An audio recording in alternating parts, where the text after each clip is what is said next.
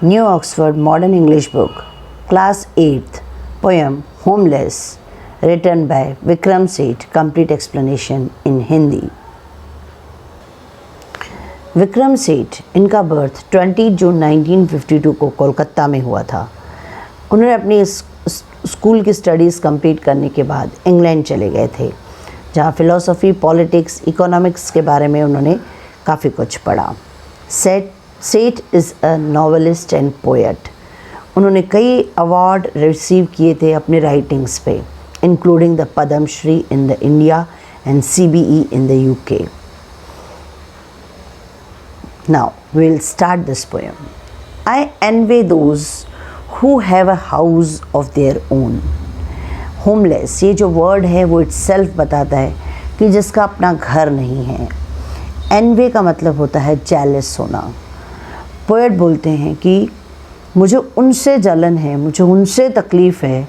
Those have a house of their own, जिनके अपने घर हैं, जो हर सीज़न में बड़े मज़े से अपने घर में रहते हैं, जिनके अपने घर होते हैं, पोएट को उनसे तकलीफ़ है।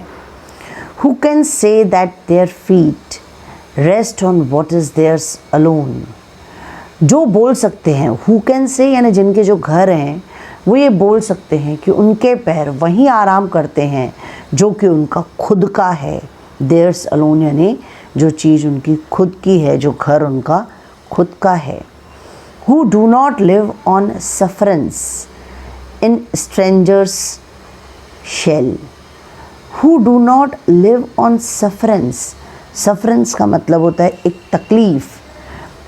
तकलीफ़ को बर्दाश्त करना, जो कि ओपनली तो नहीं बताई गई है, लेकिन objecting but not fully accepting someone, जब हम किसी चीज़ को पूरी तरीके से एक्सेप्ट नहीं करते और हम अनप्लीजेंटली न चाहते उसे ना हाँ बोल सकते हैं नहीं और उसे बर्दाश्त करते हैं। इन स्ट्रेंजर्स शेल यानी जब वो सहारा ढूंढते हैं किसी और के घर का और किसी और के घर में अपना वक्त बिताते हैं, तो जो उनके रिलेटिव हैं या जिधर भी वो रहते हैं, वो उनको टोटली फुल्ली तरीके से एक्सेप्ट नहीं कर सकते। तो उनकी जो ये इस तरीके का व्यवहार है, उसके बर्दाश्त करने को बोलते हैं सफरेंस। पोएट का कहना है who do not live on sufferance in the strangers shell, जिनके अपने घर होते हैं, उनको दूसरों के घर, स्ट्रेंजर्स शेल यानी दूसरों के रहने की जगह पे इस तरीके का सफरेंस बर्दाश्त नहीं करना पड़ता। As I have done last few years and as I probably will, जो ये तकलीफ़ है मैं कई सालों से बर्दाश्त कर रहा हूँ और शायद मुझे कुछ और साल इसी तकलीफ़ से गुज़रना पड़ेगा। A place on earth untenured, solid brick, grass, air. A place on earth, जो अर्थ पे कोई भी जगह है, क्या वो परमानेंट है? नहीं, वो कुछ भी परमानेंट नहीं है, कुछ भी हमेशा एग्जिस्ट नहीं करता।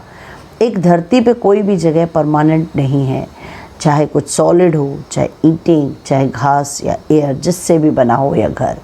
To know that I will never have to move to review seasons from one lawyer.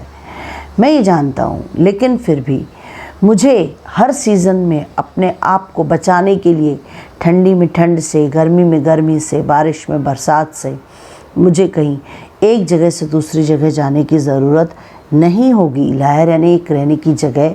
A secret or the private place there one can hide away.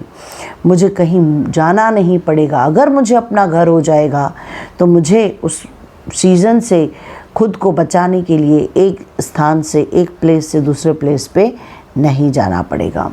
When the night comes to lie down in peace and know that I may die as I have slept.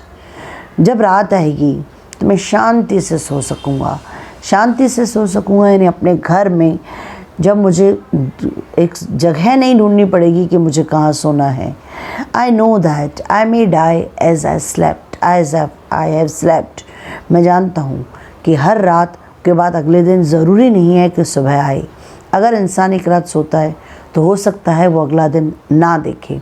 उसी तरह के poet बोलते हैं कि अगर मैं एक रात सोऊं तो हो सकता है कि मैं फिर ना उठूं, मेरी मौत आ जाए और मैं न जग पाऊं।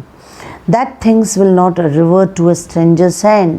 तब जो वो सामान है, जो चीज़ें हैं जो मैंने जमा की है, जो मेरे पास है, वो रिवर्ट यानी किसी और के पास नहीं जाएगी, to go back to a stranger's hand. किसी रास्ते से किसी अनजान आदमी वो मेरी चीज़ों को नहीं उठाएगा। क्योंकि जब पोएट या जो होमलेस है, जो वो रास्ते पे अपना वक्त गुजारता है, तो उसका जो सामान है उसके गुजर जाने के बाद, उसके चले जाने के बाद इस दुनिया से कोई और भी उठा सकता है। That those I love may keep what I have kept. वो जिन्हें मैं प्यार करता हूँ वो उन चीज़ों को संभाल के रखेंगे जो कि ये सब चीज़ें मेरी है। This poem is written by Vikram seat.